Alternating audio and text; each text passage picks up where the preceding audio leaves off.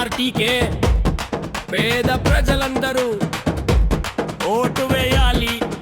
ఎందుకంటే పాట శ్రమ నుంచి పుట్టింది. పాట పనితో జత కట్టింది. శ్రమ నుంచే పని నుంచే పాట పుట్టింది. పాట పాట పది పాట పది పది పది కాబట్టి పాట పని పైసా ఈ మూడు ఒకటే, వేరు వేరు కావు. ఇది గుర్తు పెట్టుకోండి ప్రజలారా. మీరు శ్రమను మర్చిపోవడానికి పొలాల్లో ఆడవాళ్ళు కష్టపడుతూనే పాటలు పాడుకుంటూ పని చేస్తారు. అలా పాట పాడుకుంటూ పని చేస్తే శ్రమను ఆటోమేటిక్ గా మర్చిపోతారు. అందుకే శ్రమ నుంచి పుట్టిందే పాట.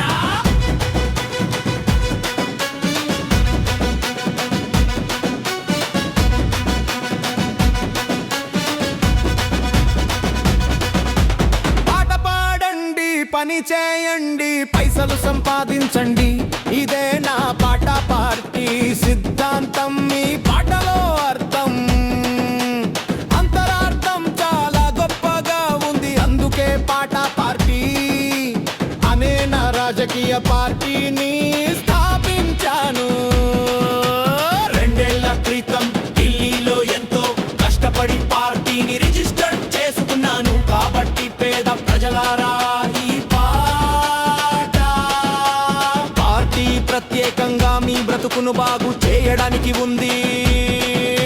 ప్రతి ఒక్కరికి నెలకు కంటిటంజి చెందు ఇస్తామంటే రోజుకు లంటన్, నెలకు కంటిటన్ సంవత్సరానికి బిక్రీ అవుతుంది. ఒక వ్యక్తి ఇలా సంపాదిస్తే 10 సంవత్సరాల్లో కనీసం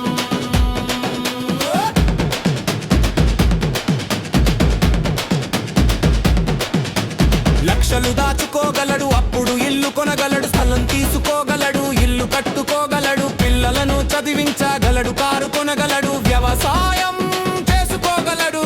ప్రతి కుటుంబం అభివృద్ధి చెందుతుంది.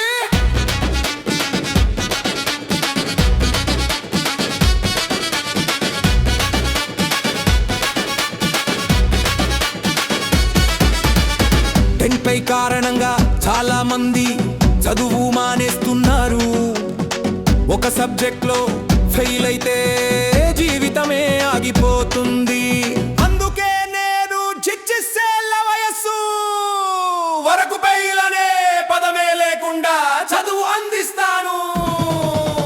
మహిళలందరికీ 2 తులాల బంగారు గొలుసు తప్పకుండా ఇస్తాం. దీనికోసం జ్యువెలరీ సంస్థలతో టై అప్ చేసి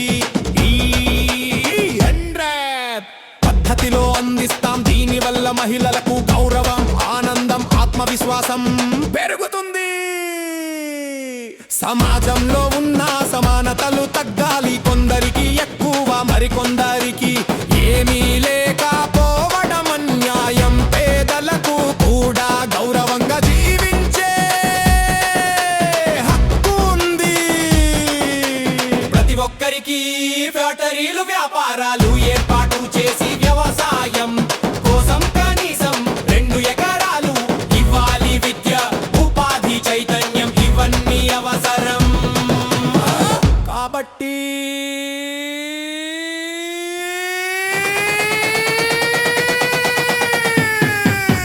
కాబట్టి ప్రజలారా